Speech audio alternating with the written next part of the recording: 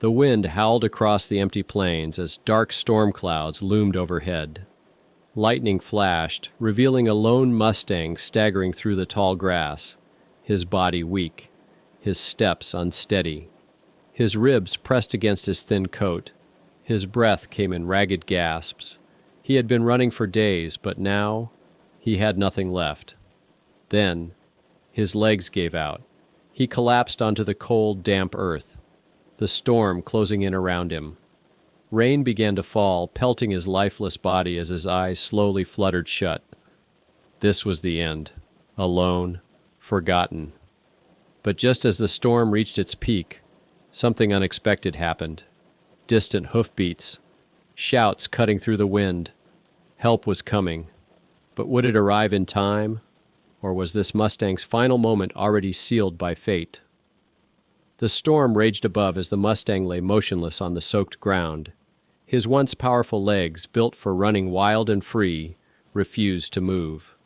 His breath was slow, uneven. The weight of exhaustion pressed against him like an invisible force, dragging him toward darkness. Then, a voice. Faint at first, almost drowned out by the storm. Then another, urgent, growing closer. Through the sheets of rain, figures on horseback emerged, their silhouettes sharp against the flashes of lightning. They had been tracking the Mustang herd before the storm hit, monitoring the wild population. But what they found instead left them speechless.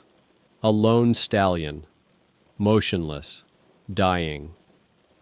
One of the rescuers, a woman with years of experience working with wild horses, leapt off her horse and ran to him. Kneeling beside his drenched body, she pressed a hand to his side. His heart still beat, but barely. "He's fading fast," she called to the others. "We have to get him up. Now!" The team sprang into action. A large tarp was spread over him to block the wind and rain. Another rescuer checked his breathing, shallow but present. "He's dehydrated. Starving," the vet among them muttered, shaking his head. "If we don't move him soon, he won't make it." But moving a wild Mustang wasn't easy. And moving one that had already given up? Almost impossible. The woman knelt closer, stroking his matted mane, her voice soft but firm. "Come on, boy. You're not done yet." The Mustang's ears flickered at the sound. A tiny, almost imperceptible movement. A spark of life. But he didn't rise. Not yet. The rescuers exchanged worried glances. They had seen horses give up before. Sometimes after too much suffering, an animal simply surrendered to fate. But this Mustang wasn't just any horse. He had survived days alone. He had fought to stay on his feet for as long as he could. And maybe, just maybe, there was still a fight left in him. The woman reached into her saddlebag and pulled out a small bundle of hay.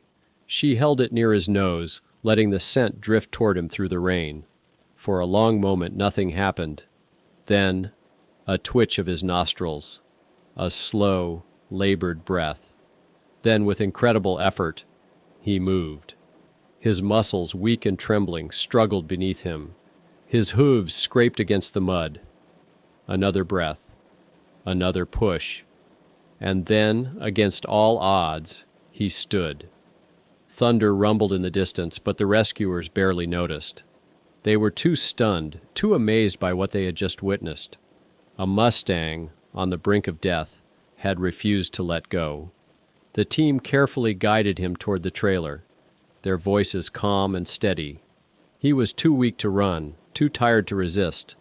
But as he stepped forward, there was something in his eyes, something no one expected. Determination. He had made it through the storm. He had fought when all hope was lost.